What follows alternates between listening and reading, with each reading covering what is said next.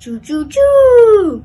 5, 4, 3, 2, 1. Welcome home.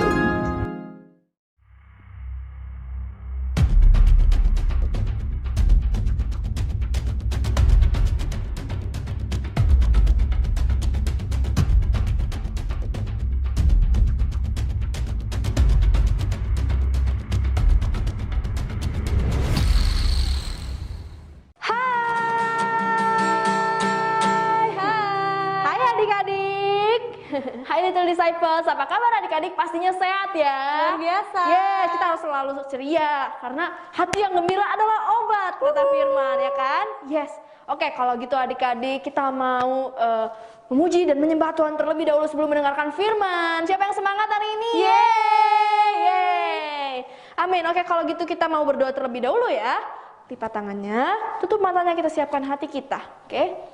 Bapa, terima kasih untuk hari ini, untuk hadirat Engkau di tengah-tengah kami. Kami undang Engkau Bapa di rumah kami, bersama dengan keluarga kami ingin menyembah Engkau, mendengarkan firman-Mu Bapa. Kami siapkan hati kami Bapa, kami memberikan yang terbaik buat Engkau. Terima kasih Tuhan Yesus untuk hari ini di dalam nama Yesus. Amin. Yes, amin. Adik-adik, kemarin Miss Melly ajarin kita mengenai bagaimana Tuhan Yesus mati di atas kayu salib. Nah adik-adik dengar-dengar sih banyak banget nih teman-teman kakak, dan banyak juga adik-adik yang cerita ke kakak kalau mereka lagi sakit. Tapi kakak mau ingetin kalau Tuhan Yesus udah mati di atas kayu salib untuk menyucikan dan menyembuhkan kita. Oke, kita mau klaim kalau Tuhan Yesus sudah mati di atas kayu salib dan kita udah menerima kesehatan. Amin. Oke, musik.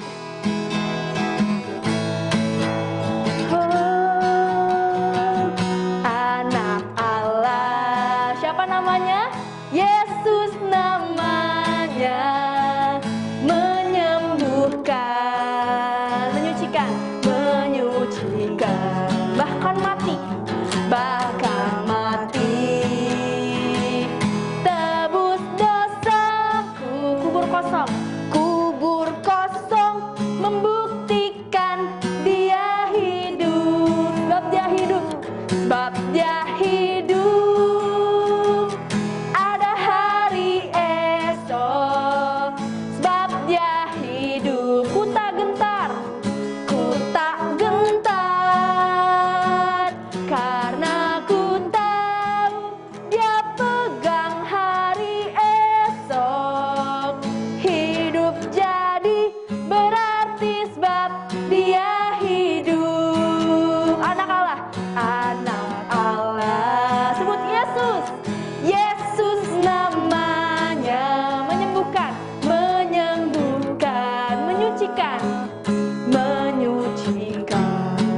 oh, bahkan mati, tebus dosa kita, tebus dosaku, kubur kosong, membuktikan dia hidup, sebab dia hidup, ada hari esok, sebab dia hidup, ku tak gentar, karena ku tahu dia pegang hari esok, hidup jadi berarti sebab dia hidup, ada hari esok, sebab dia hidup, ku tak gentar, karena ku tahu dia pegang hari esok, hidup jadi berarti sebab dia hidup.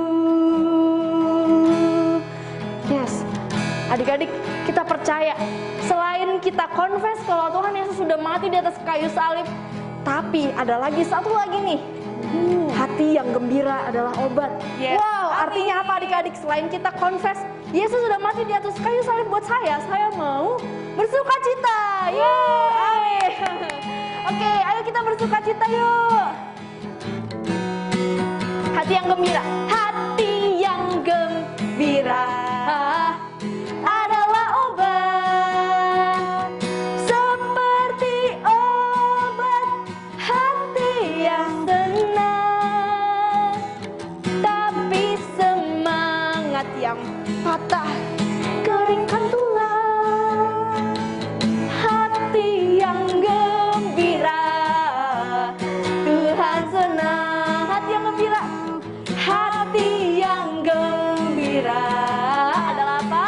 Adalah obat. Yes, seperti obat hati yang senang.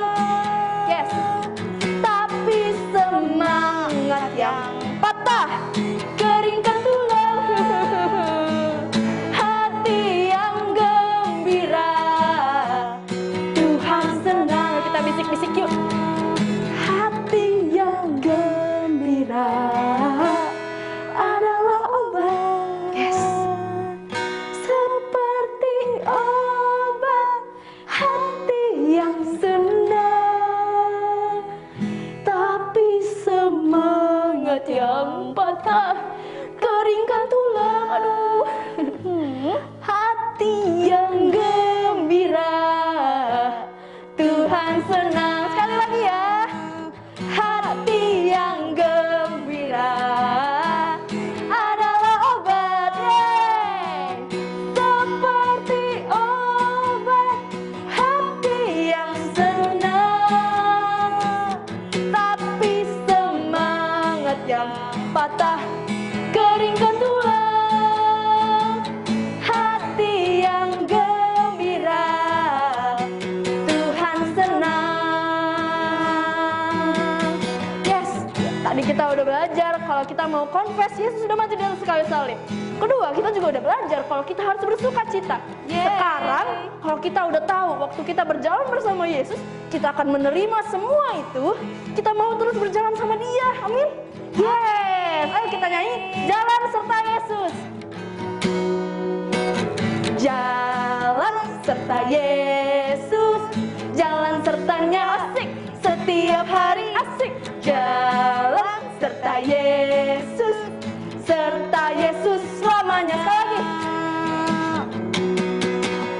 Jalan serta Yesus, jalan sertanya asik setiap hari. Asik. Jalan serta Yesus, serta Yesus selamanya. Jalan dalam suka,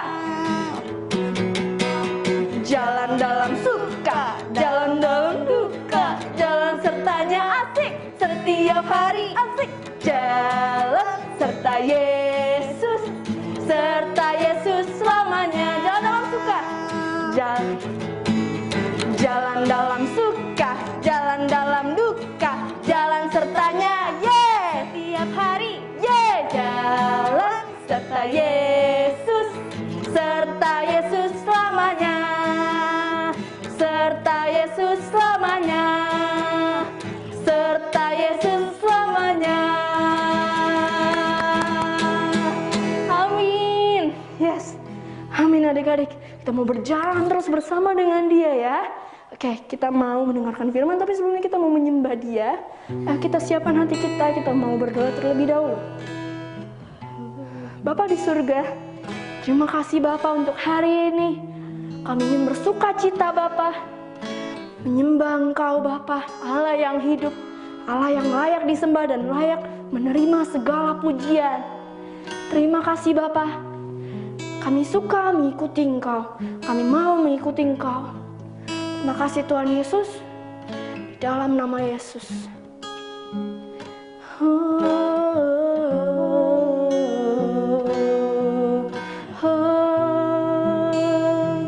Mari kita berbahasa roh sebentar adik-adik. Ya ra ra ra she.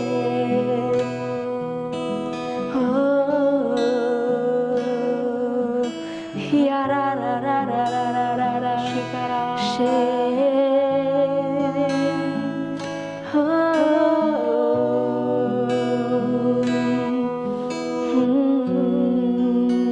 Semua karena anugerah. Semua karena anugerah.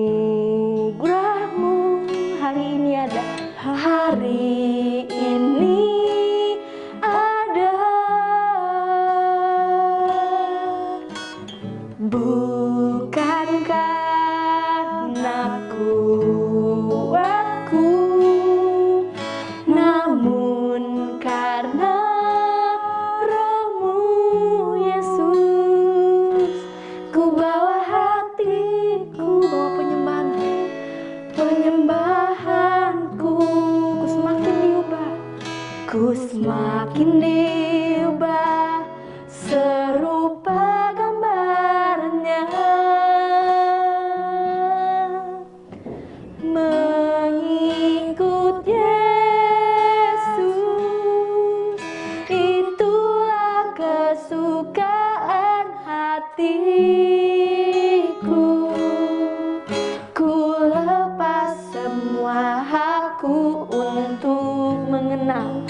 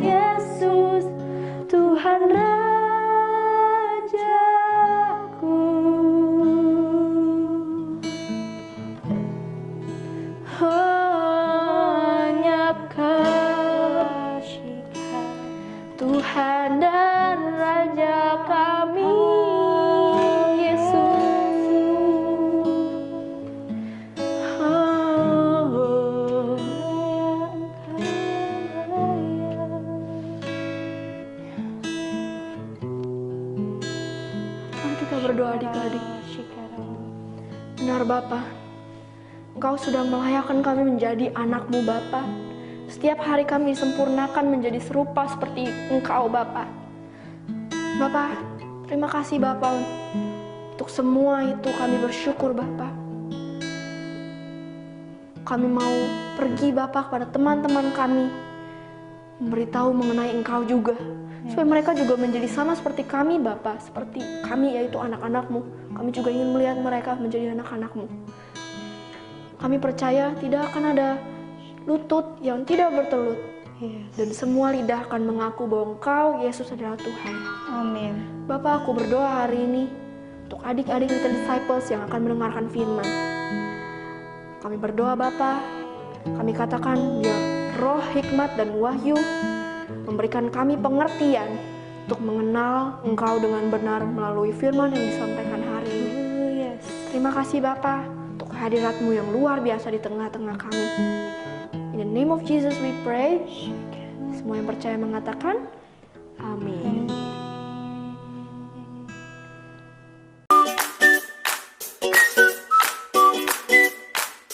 Hai adik-adik Little Disciples, bertemu kembali nih bersama Kak Kerin di Honest Habis minggu ini. Sebelum kita mendengarkan firman Tuhan, Kakak ingin membagikan beberapa pengumuman untuk adik-adik. Yang pertama, adik-adik bisa ya untuk melakukan absensi secara online melalui kolom komentar dengan format nama dan disertakan dengan domisili adik-adik berada. Yang kedua, sebelum kita mendengarkan firman Tuhan, kita siapkan dahulu nih adik-adik catatan, alat tulis, Alkitab, dan yang terpenting adalah hati yang siap untuk mendengarkan firman Tuhan. Selamat mendengarkan adik-adik.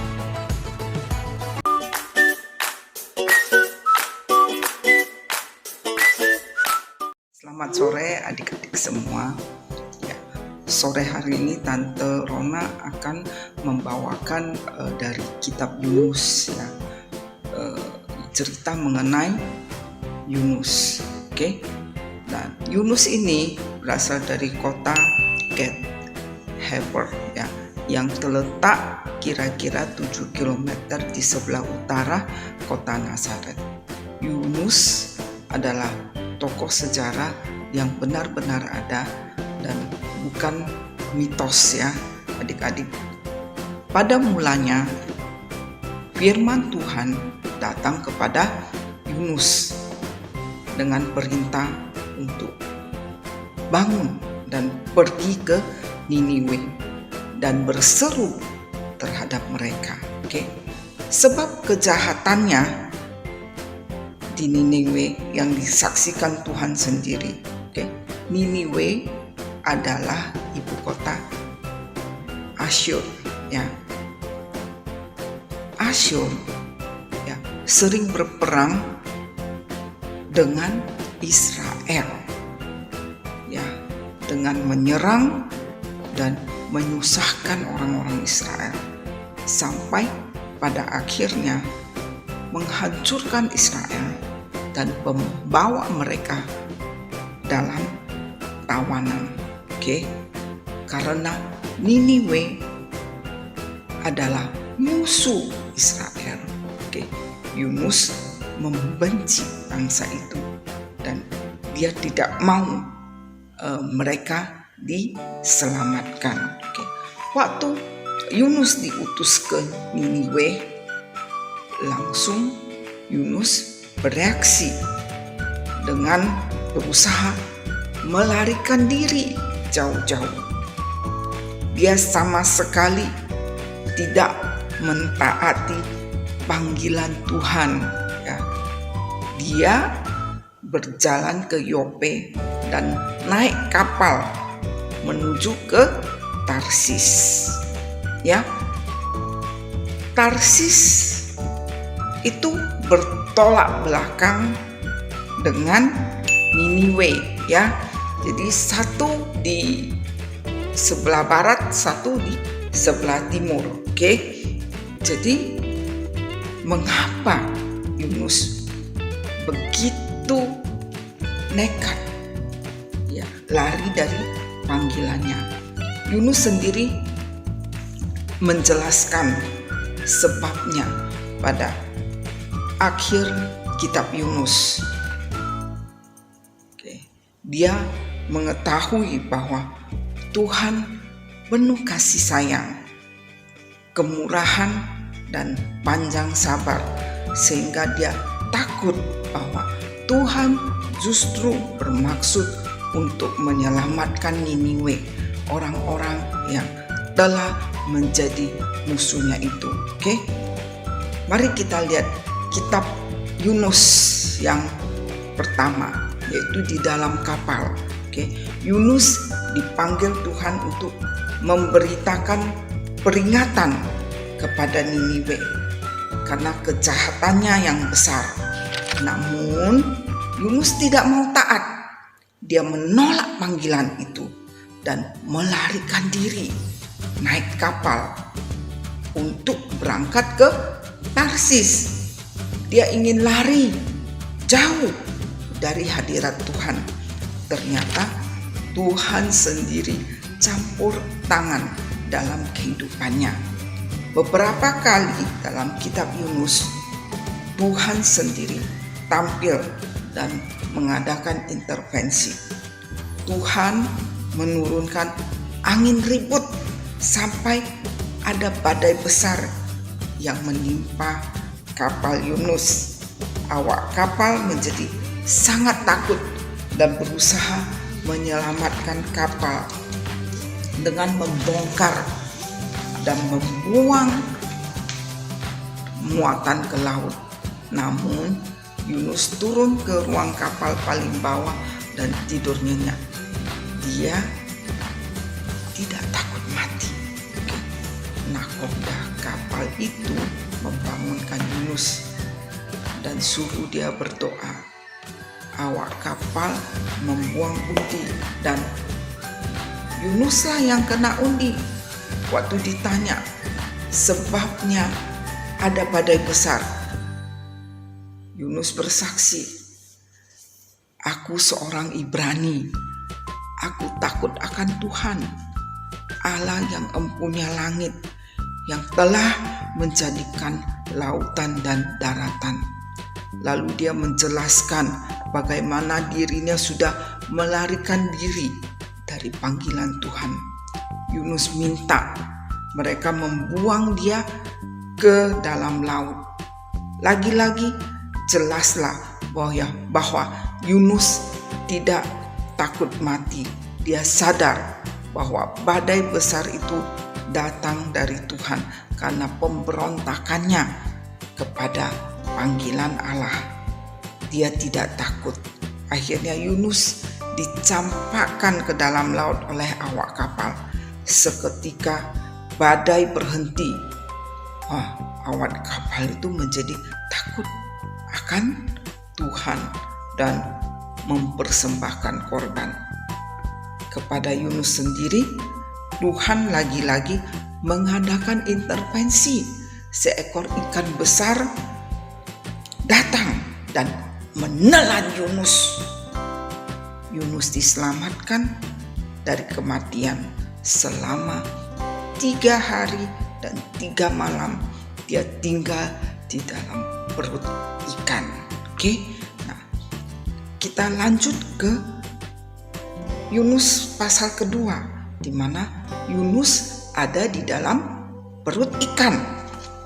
Di dalam perut ikan, Yunus menghadap Tuhan dan berdoa kepadanya dengan bermazmur.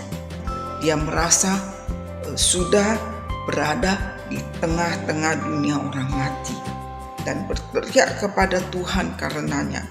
Kerinduannya kepada Tuhan, hadiratnya dan bait kudusnya timbul kembali. Dia mulai mengucap syukur bahwa Tuhan menyelamatkan dia dan mengaku keselamatan adalah dari Tuhan. Yunus mendapat kesempatan 3 hari untuk bertobat.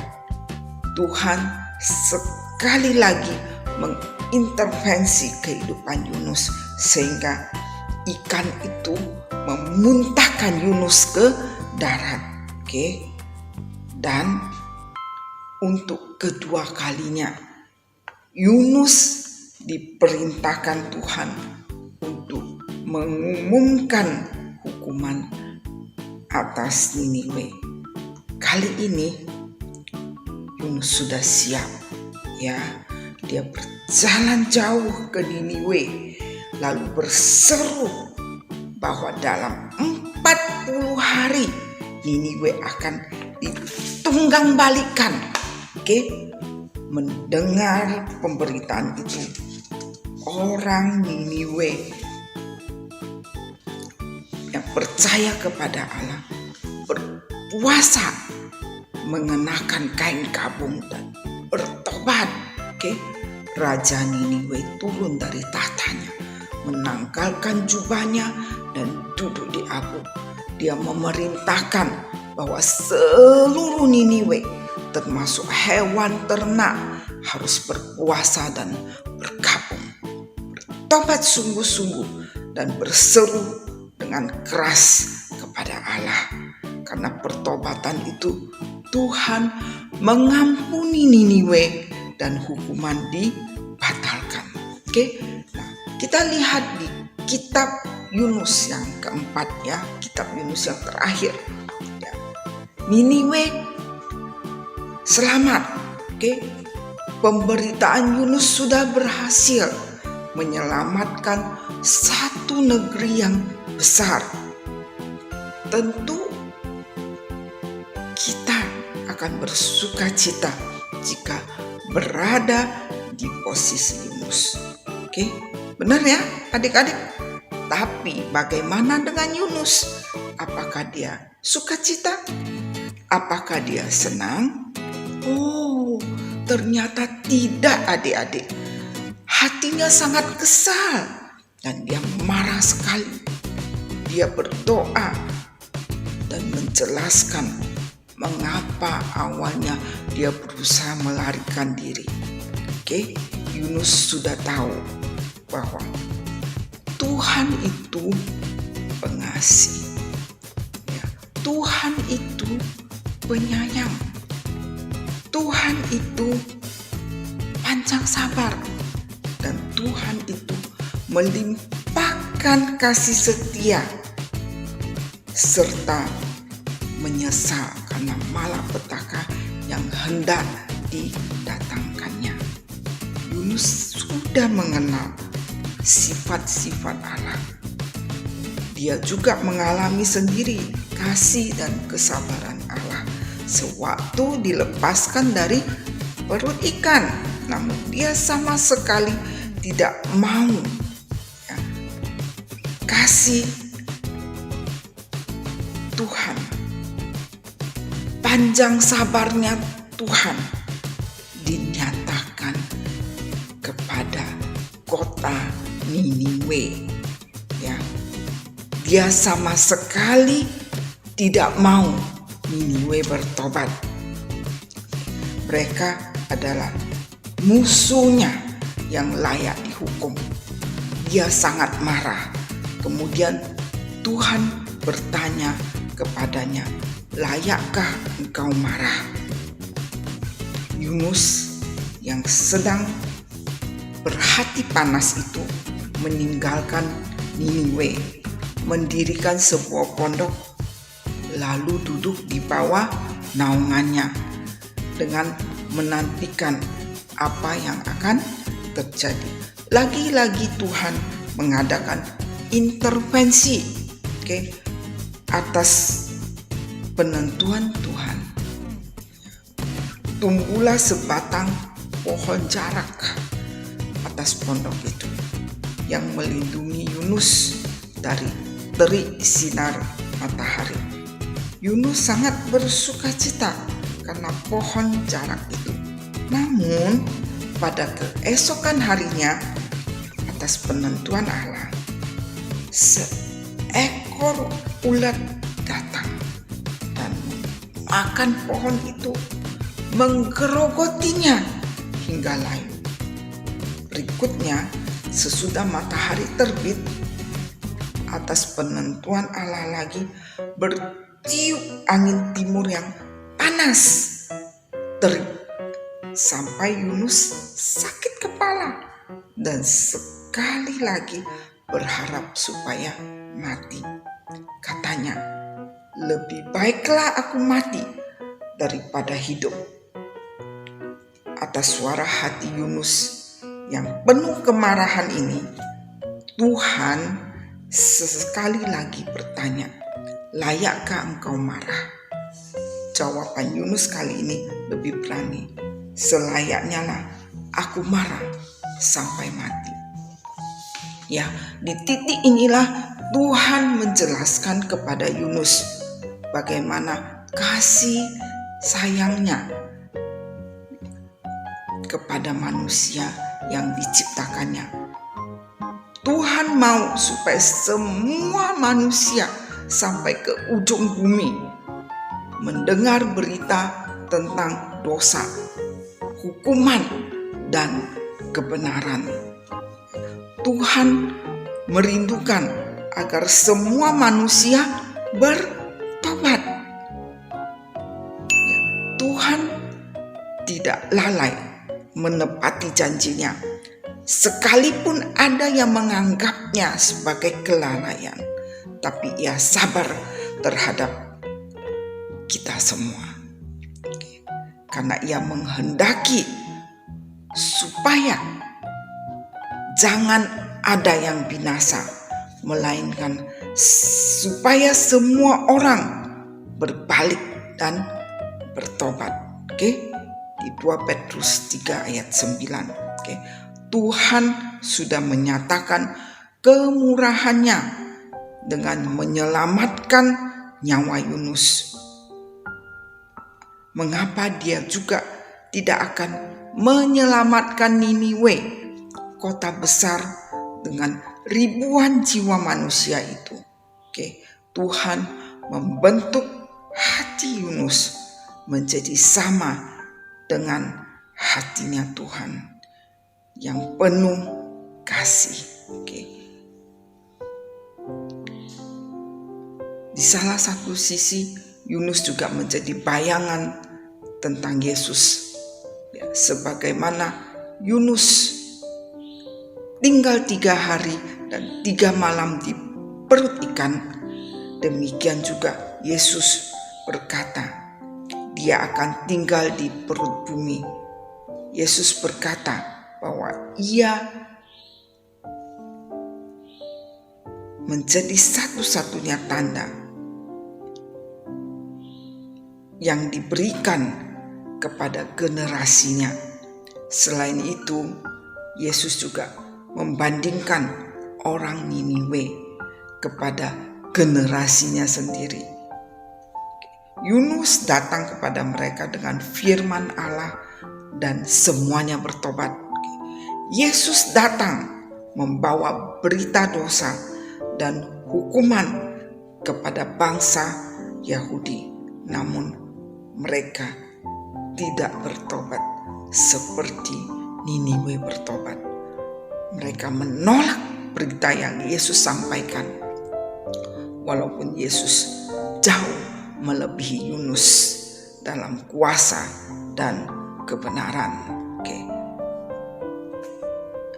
Ya, kita banyak mendapat pelajaran dari kehidupan Yunus, seorang hamba Tuhan yang dipanggil untuk membawa berita mengenai Tuhan, namun sempat lari dari panggilannya. Dia sendiri telah mengalami dan menikmati keselamatan dari Tuhan, tetapi tidak punya hati untuk jiwa-jiwa dan tidak punya kerinduan yang tulus untuk manusia lain diselamatkan, hanya karena manusia itu dianggapnya sebagai musuh. Yunus mengalami pembentukan Tuhan karena bersikeras menggunakan cara pandangnya sendiri dan penilaiannya sendiri terhadap sesama manusia. Dia tetap menganggap orang-orang Niniwe jahat dan layak dihukum, tanpa lera menggunakan cara pandang dan penilaian Tuhan, yaitu kebenaran dan kasih. Oke, adik-adik, kita perlu melihat kepada Yesus, bagaimana Tuhan memandang kita, ya. Dia mengasihi kita dan dia kepingin supaya kita semua yang berdosa berbalik kepada dia, dan dia kepingin, ya, supaya semua kita bisa diselamatkan.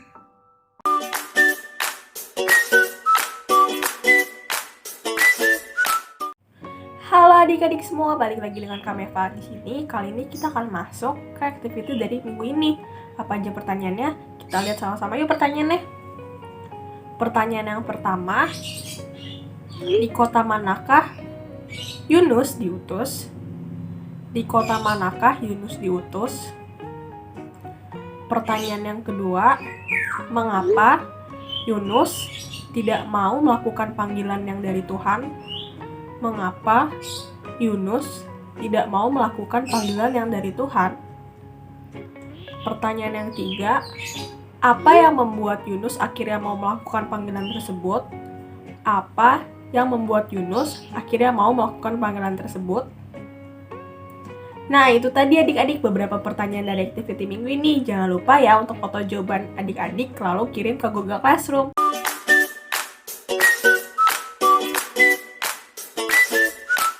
Bahan-bahan yang adik-adik perlukan ada kertas HVS, lalu krayon dan alat tulis, lalu adik-adik butuh gunting dan lakban, serta adik-adik butuh benang. Ini boleh benang apa aja, warna apa aja ya. Langkah awal-awal adik-adik lipat kertasnya menjadi dua seperti ini.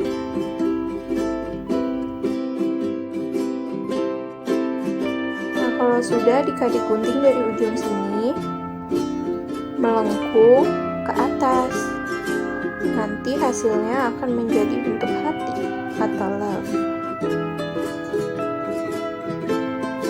Nah, ini contoh hasilnya. Kita buat 6 atau 5 ya adik-adik. Lalu adik-adik boleh warnain dan satu hatinya ditulis I am loved by Jesus. Kalau sudah pakai benang yang tadi adik-adik ukur. Ini kita mau bikin kalung ya adik-adik.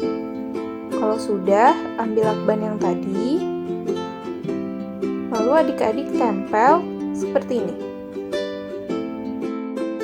Lakukan hal yang sama hingga gambar hati yang adik-adik buat itu selesai semua ditempel ya adik-adik. Nah, ukurannya itu tergantung panjang yang adik-adik mau. Jadi semakin panjang semakin kita butuh banyak gambar hati. Nah, ini ujungnya diikat ya adik-adik. Kalau sudah, tempelkan lagi hati yang berwarna-warni itu ya adik-adik.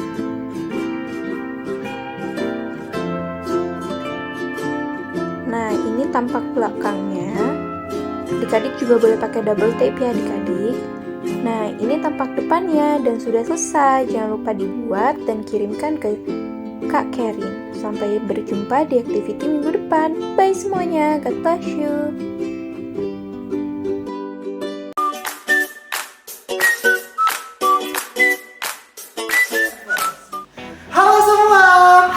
Gimana kabarnya minggu ini? Hari ini kita udah dengar firman Tuhan yang luar biasa banget dari Terona. So, Kok hari ini bakal bantu pimpin untuk apa? Boleh tahu? Ayat hafalan. Siapa yang semangat? Jawab di live chat ya. Oke? Sekarang Kok akan mulai. Kita akan lihat hafalan dari Efesus 4 ayat 32. Terbalik. Nah, sekali lagi ya. Efesus 4 ayat 32. Oke. Tetapi hendaklah kamu ramah seorang terhadap yang lain, penuh kasih mesra dan saling mengampuni, sebagaimana Allah di dalam Kristus telah mengampuni kamu. Sekali lagi ya. Efesus 4 ayat 32. Tetapi hendaklah kamu ramah seorang terhadap yang lain, penuh kasih mesra, dan saling mengampuni. Sebagaimana Allah di dalam Kristus telah mengampuni kamu. Wah, hari ini itu hafalannya.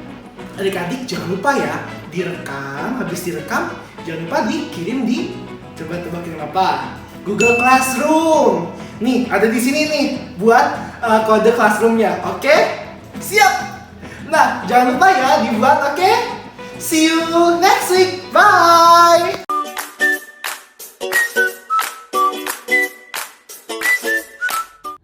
Hai adik-adik Staples, bertemu kembali di bersama Kak Kering. Sebelum kita mengakhiri online service minggu ini, kakak ingin membagikan beberapa pengumuman untuk adik-adik. Akan tetapi, sebelum itu, kakak ingin mengingatkan kembali nih, adik-adik bisa ya untuk melakukan absensi secara online melalui kolom komentar dengan format nama dan disertakan dengan domisili berada. Jangan lupa ya adik-adik. Nah, kita langsung aja ya adik-adik ke pengumumannya. Yang pertama, pada hari Rabu kita akan ada doa revival jam 7:30 malam. Adik-adik jangan lupa ya. Yang kedua, setelah adik-adik mendengar firman Tuhan, pastinya adik-adik merasa sangat terberkati dengan firman Tuhan yang telah dibagikan.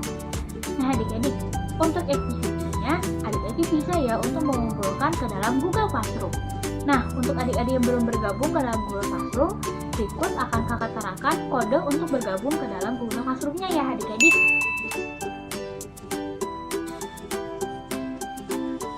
Nah adik-adik, sekian pengumuman dari Kak Kerin. Sampai berjumpa di minggu depan ya adik-adik. God bless you and happy Sunday!